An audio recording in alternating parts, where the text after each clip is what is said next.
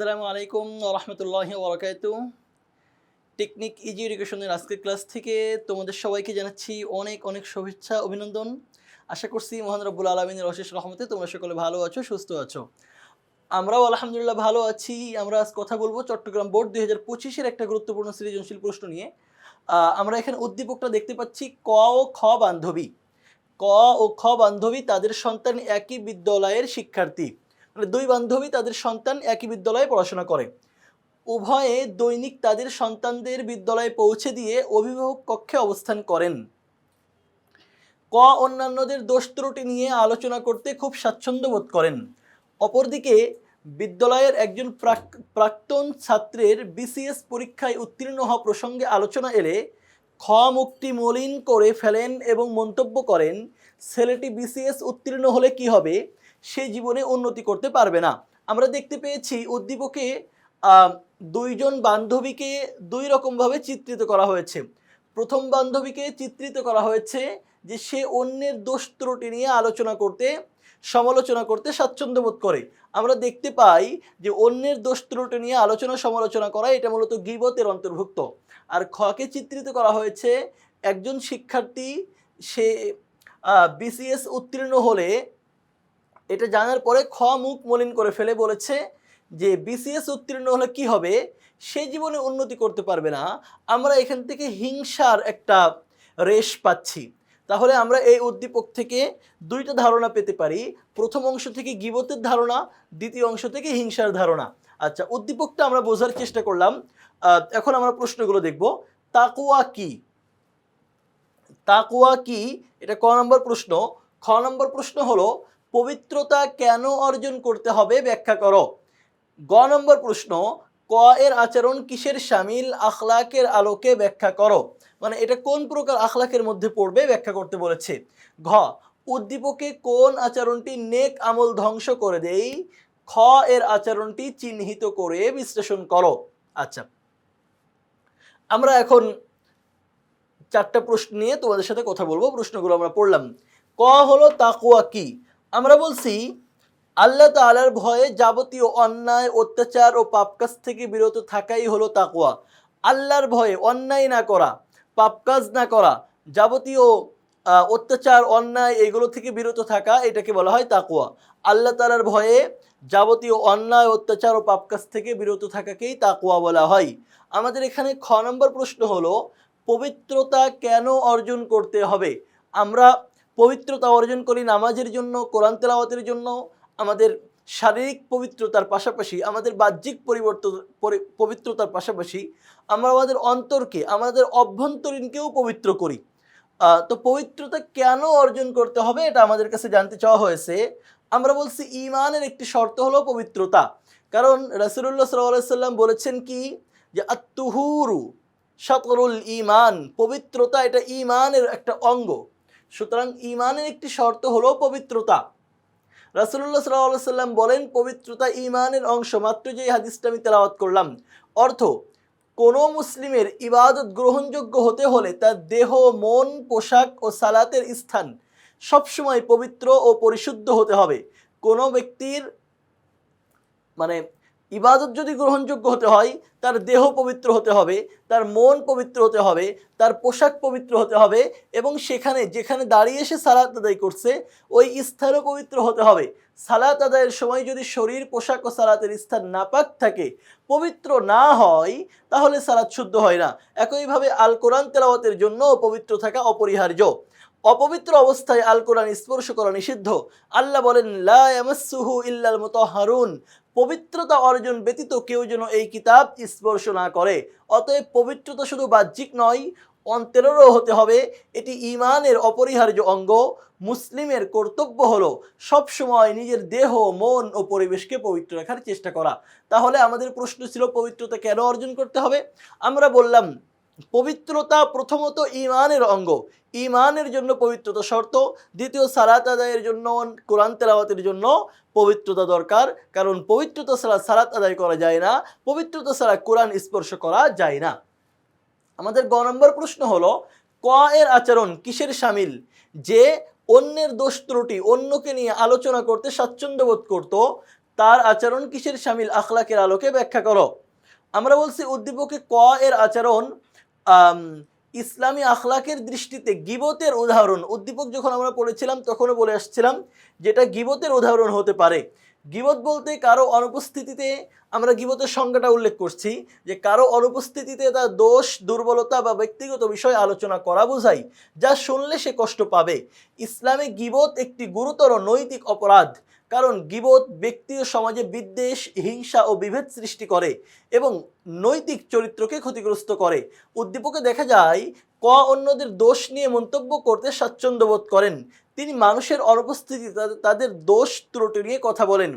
এটি স্পষ্টভাবে গীবতের, মানুষের অনুপস্থিতি নিয়ে তাদের দোষ নিয়ে কথা বলতে স্বাচ্ছন্দ্য বোধ করেন, এটি স্পষ্টভাবে গীবতের অন্তর্ভুক্ত। আরও গীবত কাকে বলে আমরা সেগুলো বলছি যে শারীরিক, মনস্তাত্ত্বিক বা সামাজিক দোষ নিয়ে সমালোচনা করাও গীবতের মধ্যে গণ্য। কারো দেখতে একরকম, এখন সেটা নিয়ে সমালোচনা করা, কারো মনস্তাত্ত্বিক ব্যাপার নিয়ে, সামাজিক অবস্থান নিয়ে আলোচনা সমালোচনা করা, এটাও গীবতের মধ্যে গণ্য। পবিত্র কোরআনে আল্লাহ তাআলা বলেন, তোমরা পরস্পর গীবত করো না। তোমাদের কেউ কি তার মৃত ভাইয়ের মাংস খেতে পছন্দ করবে? তোমরা তো এটিকে ঘৃণা করবে। দেখো, পবিত্র কোরআনে গীবতকে এমন একটা ভাবে উপস্থাপন করা হয়েছে যেটা আমরা সবাই প্রচণ্ড রকমের ঘৃণা করি। আল্লাহ বলছেন, মনে করো তোমার একজন ভাই আছে, সে মারা গেল, মারা যাওয়ার পরে খুবলে খুবলে তার শরীর থেকে তুমি মাংস উঠায় খাচ্ছ, এটা কি তুমি পছন্দ করো? এটা আমরা কেউই পছন্দ করি না। আল্লাহ গীবতকে দৃষ্টান্ত দিচ্ছেন মৃত ভাইয়ের মাংস খাওয়ার সাথে। আল্লাহ বলছেন, ওয়ালা ইয়াগতাব বা'দুকুম বা'দা, তোমরা পরস্পর গীবত করো না। আইয়ুহিব্বু আহাদুকুম আইয়াকুলা লাহমা আখিহি মাইতান ফাকারিহতুমু, তোমার একজন ভাই মারা গেছে, তুমি তার মাংস খুবলে খুবলে ছিঁড়ে ছিঁড়ে খাচ্ছ, এটা কি তুমি পছন্দ করো?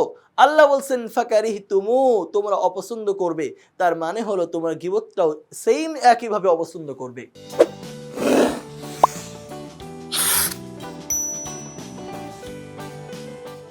অতএব কয়ের আচরণ নৈতিকভাবে সম্পূর্ণ নিন্দনীয় ও হারাম, কারণ সে গীবত করছে। গীবতটা নিন্দনীয়, হারাম কাজ। একজন মুমিনের উচিত এমন পরনিন্দা থেকে বিরত থাকা এবং মানুষের দোষ গোপন রাখা। আমি যদি মানুষের দোষ গোপন রাখি তো আল্লাহ আমার দোষ গোপন রাখবেন।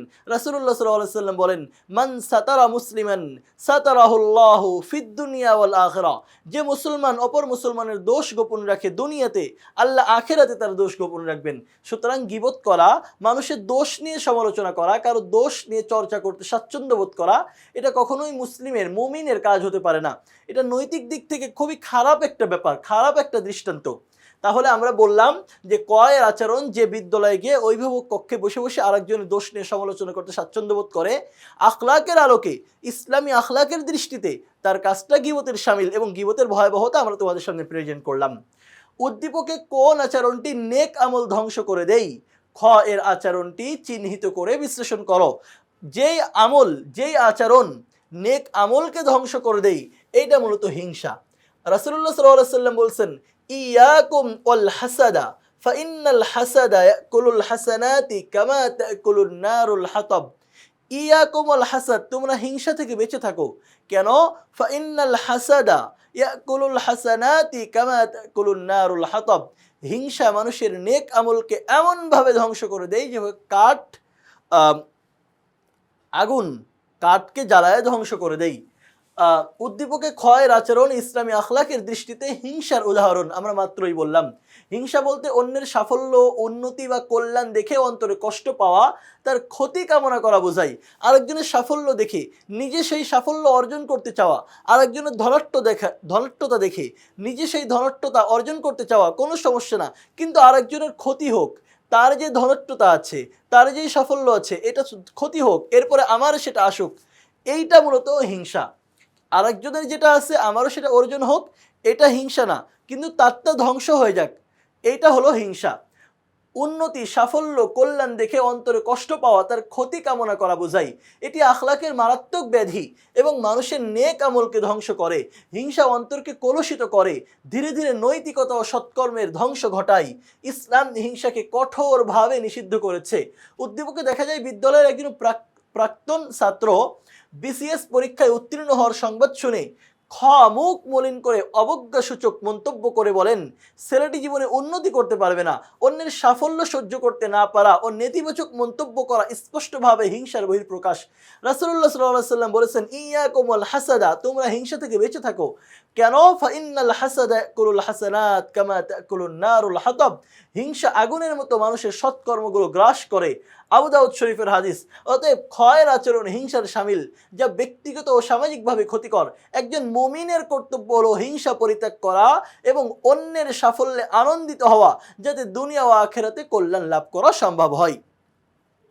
আশা করি তোমরা বুঝতে পেরেছো যে সে যেহেতু অন্যের সাফল্যকে অবজ্ঞা করছে, এরপরে বিদ্রূপ স্বরূপ মন্তব্য করছে, তার সম্পর্কে নেতিবাচক মন্তব্য করছে, আমরা বলছি এটা কোনোভাবেই মুসলমানদের জন্য উচিত না। সে এমন একটা কাজ করছে যেই কাজের মাধ্যমে মানুষের নেক আমল ধ্বংস হয়ে যায়, মানুষের মনস্তাত্ত্বিক ব্যাপারের উপরে প্রচণ্ড রকম আঘাত পড়ে। সেটা হলো ইসলামী আখলাকের দৃষ্টিতে আখলাকে জামিমার অন্তর্ভুক্ত হিংসা। তাহলে এই উদ্দীপকে, যেটা চট্টগ্রাম বোর্ডের প্রশ্ন ছিল, এই উদ্দীপকটা পড়ে আমরা সেখান থেকে 4টা ব্যাপার নিয়ে তোমাদের সামনে বিস্তারিত আলোচনা করেছি। আমরা সবার আগে বলেছি তাকওয়া কি। আমরা এক কথাই জানি তাকওয়া শব্দের অর্থ বিরত থাকা। ইসলামের দৃষ্টিতে আল্লাহর ভয়ে ভীত হয়ে যাবতীয় অন্যায় পাপ কাজ এগুলো থেকে বিরত থাকাকে তাকওয়া বলা হয়।